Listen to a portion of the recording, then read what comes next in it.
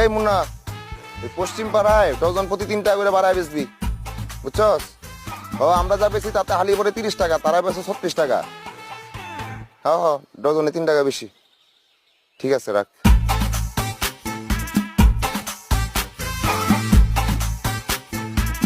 আমার তো ডিমের ব্যবসা।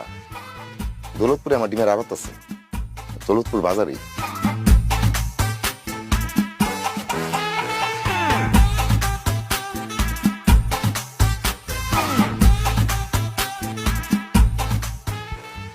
ভাইজান, জি।